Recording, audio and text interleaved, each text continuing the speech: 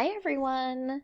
Today we're going to spend a little bit of time talking about the importance of reading for teens and preteens, characteristics of young adult writing, and spend a little bit of time talking about banned books, which we teased before spring break, and then we got a little bit sidetracked by our midterm, and so we're going to go back to that conversation about banned books today. So, to get started, up until now, we've been focusing primarily on children's literature. We're still going to discuss a little bit about some children's lit, but we're going to shift a lot towards young adult or YA lit for the second half of the semester. So this is all related to the assigned books that you were given at the beginning of the semester. And even though our class has changed and we're not necessarily reading all of those books, I do hope that for your personal satisfaction and knowledge and growth, you will read those books and let me know what you think about them. And I'm interested to hear all of the different thoughts about the texts that you were assigned. And I'm interested to see, too, how those texts make their way into your children's lit writing project. So let's start our talk today with why is reading important for teens and preteens. We've talked a lot about how reading is important for the growth of children for a variety of ways, for their social development, their psychological development. It helps them test boundaries, it helps them learn about things in safe spaces, and all kinds of different things. All of that still applies to teens and preteens, but reading has some additional benefits for teens and preteens because they're more developed and they're going through different things in their lives. So let's talk a little bit about those importances. Bibliotherapy is defined as reading as a way to improve or heal the self, to get the benefits of sharing a book with other eager readers, to find solutions to personal problems. So this is one area where this could be hugely beneficial for young adults who may be facing a variety of different things in their lives.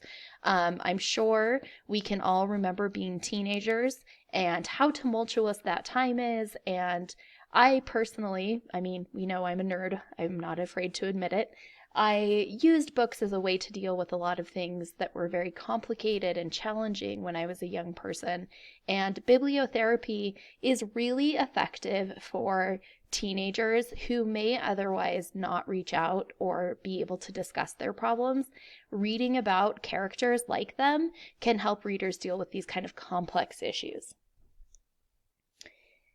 Yeah, adolescence is a time of immense physical, mental, and social change, and appropriate literature both reflects these changes and helps adolescents understand and navigate the changes.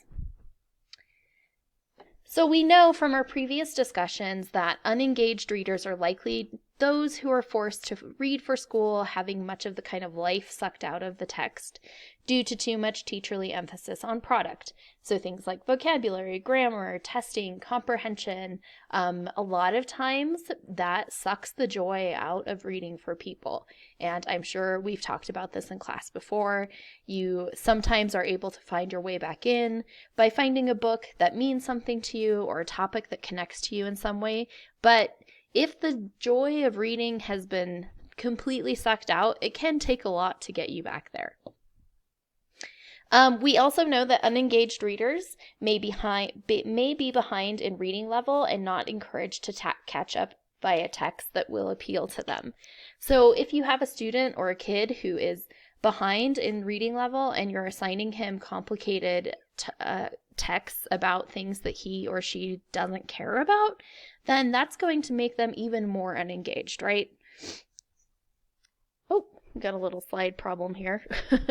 Young adult readers get the same benefits as younger children, plus they get the development of a sense of self, exploration of life experiences and realities, and understanding of the successes and problems in life.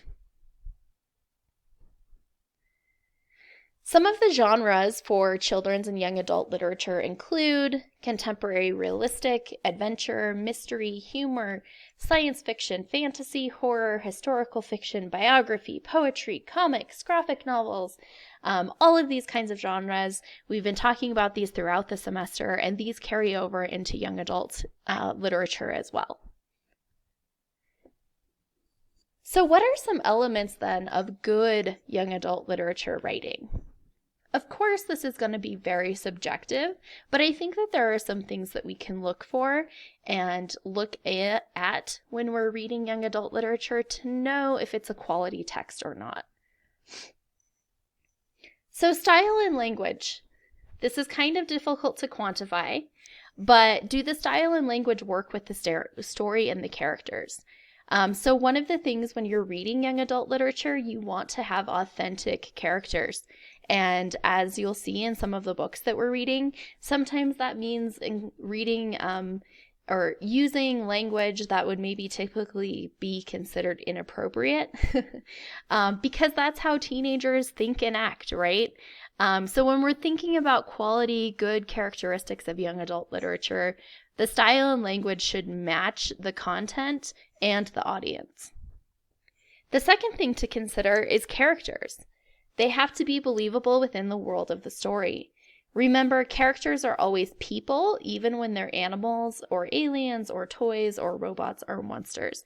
And what I mean by that is that characters are always kind of fully, or should always be kind of fully developed and realized with human-like characteristics, regardless of the kind of character it is.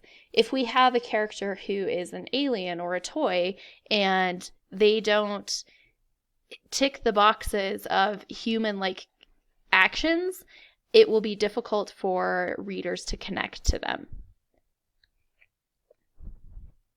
So when we're thinking about good YA literature, an additional thing to consider is plot. So we know conflict, rising the stakes. Another way to look at plot is with the question, did our main character change? So it's not just necessarily about the conflict that's in a text. It's about how the main character changes, grows, develops. So how did the dramatic question or conflict affect our protagonist? What sort of person has the protagonist become by the end of the story? What has been learned? Stories where the protagonist doesn't change are either badly written or purposefully written the way that they are, and they're tragedies usually. So if we think about Hamlet, like Hamlet doesn't really change that much in the story, and he doesn't learn a whole lot, unfortunately, but it was purposeful because the story is supposed to be very tragic. Basically, everybody dies, right? Spoiler alert if you haven't read Hamlet.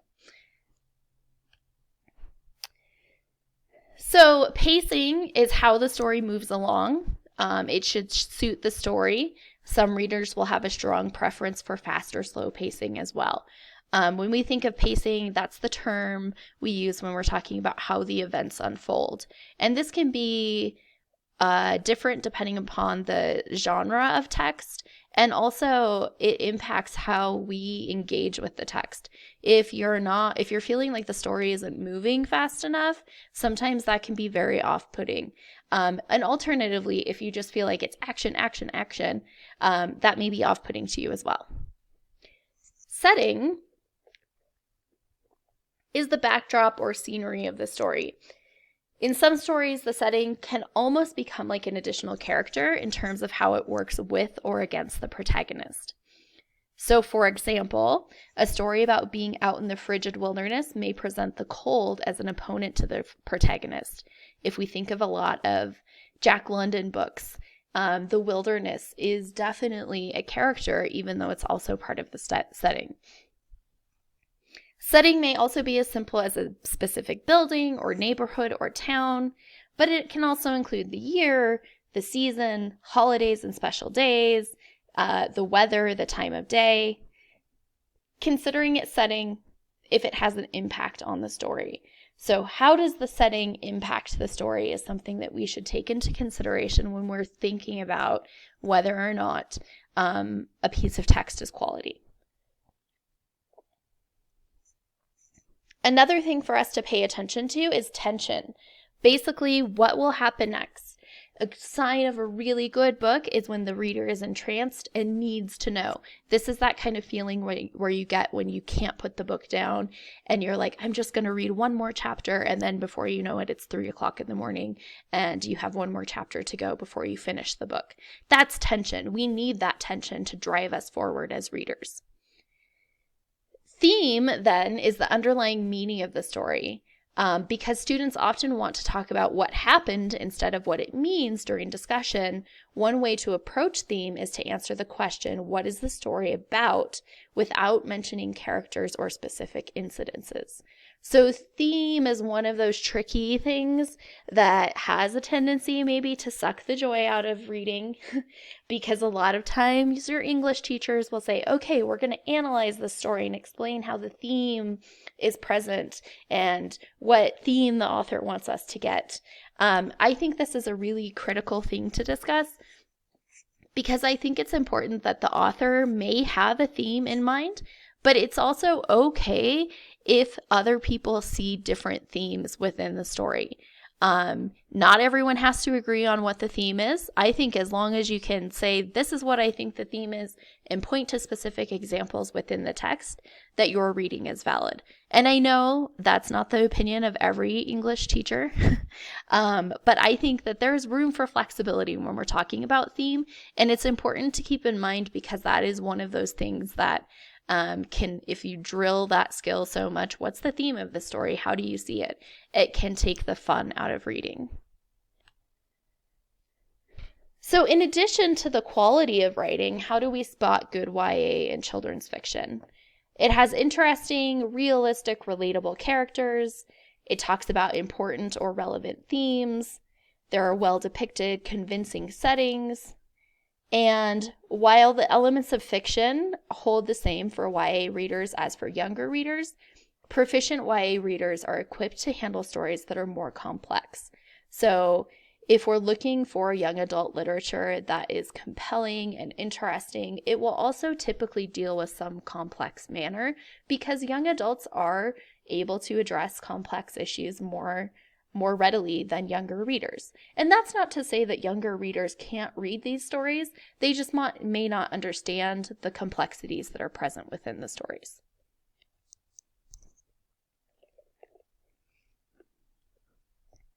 So how do we recognize a well-written book? It's a little bit difficult to quantify because topic, wording, plot, style, author intent can be combined in so many ways. And it's really a personal opinion is what that should say. It's a personal choice.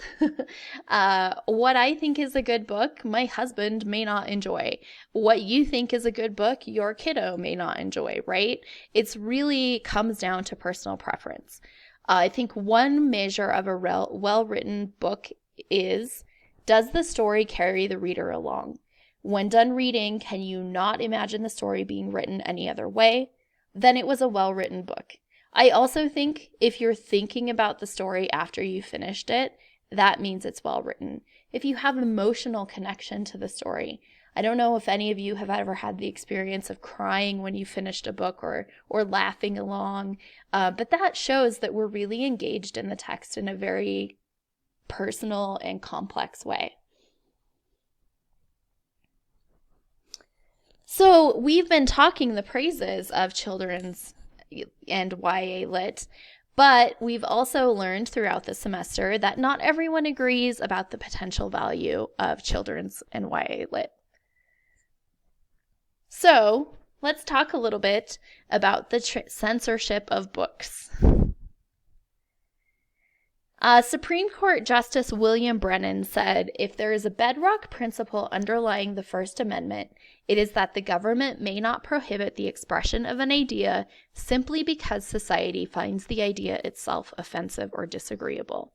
So this is discussing personal preference and social kind of norms within the realm of the First Amendment, which the First Amendment is the right that allows us to express ourselves. So despite the First Amendment, the U.S. government and state governments have practiced censorship throughout U.S. history. Leading up to the Civil War, Southern states outlawed abolitionist literature. In the 1930s, Ulysses by the author James Joyce, by the author James Joyce, was found by a court not to be obscene and was actually allowed into the country, although people were not happy about this. In 1971, there were attempts made to censor certain parts of a report about U.S. policies in Vietnam. Prior to the 1900s, government policy suppressed, quote, obscene content from being sent through the U.S. mail or from clearing customs at port. So we see, in spite of what Supreme Court Justice William Brennan believes, different states and government have practiced censorship. Modern censorship focuses more on children's books that happens at the school or library level. What are some of the reasons for censorship? First and foremost is usually community pressure. Organizations and groups in the community insist that, quote, inappropriate books be removed from use at the school or library. These challenges can be emotionally draining and costly, especially if there's a lawsuit for the school or the library.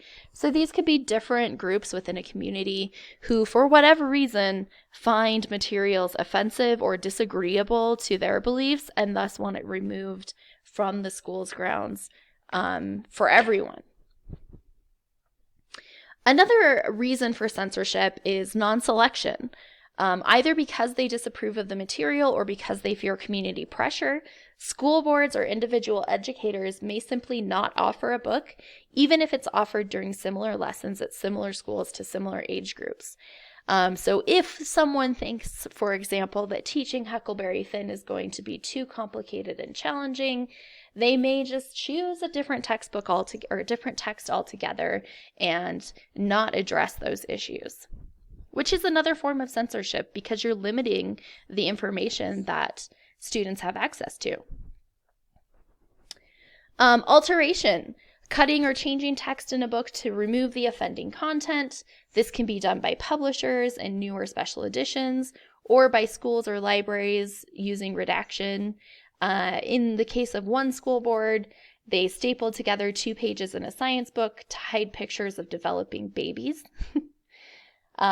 Relocation happens a lot in libraries. So offending books are put in special sections or placed behind the checkout desk, so they have to be requested. And then finally, we've got removal. It can be either in response to or a challenge. It can be response to a challenge or to avoid the challenge, but the school or library may simply choose to just get rid of the offending material. So, what are some of the books and what are some of the reasons that they have been challenged or censored for students in modernity? The Lorax, our good friend Dr. Seuss, who we discussed before spring break, was called a, quote, flagrant attack on the lumber industry and the livelihood of a lumber town. The Bridge to Terabithia was challenged for centering on death and for the use of bad language, and in another challenge for creating an elaborate fantasy world that might lead to confusion for the child reader. The Gibber Willies at Night was challenged because it might give children nightmares. Harry Potter, this is a quote, "Behind that innocent face is the power of satanic darkness. Harry Potter is the devil and he is destroying people." People feel strongly about Harry Potter. There's lots of challenges to Harry Potter for being promoting magic and being anti-Christian and all kinds of things. Harriet the Spy is what this should say. Sorry. Seeing all kinds of typos in my slideshow today. Sorry. For cursing, the father says damn, which is too incendiary for some folks. Little Red Cap, which we read a few weeks ago, was banned in 2 California school districts because the book shows the heroine taking food and wine to her grandmother. The school district cited concerns about the use of alcohol in the story, as opposed to maybe considering the underlying tones of sexual assault and things like that. But they were upset about the alcohol use. So thinking about this, what do you notice about some of the reasons for banning books? My hint to you is to think about the objections to children reading inappropriate materials we've talked about. All of these things seem to be connected in a few ways, one of which is that there seems to be a lack of awareness of how children and young adults can interpret and engage with complex materials without being overwhelmed or without feeling like they have to engage in those activities, that you can read a book where kids are doing bad things, and that doesn't mean that your kid is going to go out and do bad things. We also see these common challenges of religion and morality, these issues of why books are challenged and banned are the same things that happen in children's lit and that were happening in children's lit in the 1800s and early 1900s, before children's lit became very popular. So we see this kind of cycle of these attitudes towards children's literature happening again and again, right? So that is our lecture for today about why reading is important for young adults and some of the reasons for banning books. This gives us a nice little introduction into the next few weeks, where we'll be talking about the different genres of young adult literature. So next week, we will be focusing on the contemporary real texts and the multimedia texts. So if you've got any of those books, let's see, we had Louise Erdrich's The Birch Bark House, Jacqueline Woodson's Locomotion, I believe, is in that one, and the multimedia ones, I'm trying to look at my stack of books here, sorry. We have, Milo, Sticky Notes and Brain Freeze, the Yoda one, which I can't find on my stack of books right here sitting on my table. So we've got that to look forward to next week. And I just wanted to put a reminder up, even though campuses are closed, obviously my office hours are not the same. My contact info is on Moodle for you, though. You can still reach out to Sandy Maynor with disability resources if you're having any problems with that. There is still Writing Center assistance. There is also still virtual librarians. We're all still here working for you and working towards your success. If you need to contact me, here's my contact information. And remember, I'm here to help you. I hope that today's lecture gave you a little bit of a reprieve and helped you get back into our young adults and children's literature class a little bit. As always, if there's anything I can do related to the course or related to questions that you have, concerns or problems that you're having with this new setup, please, please, please let me know. I'm here to help, and I want you to be successful.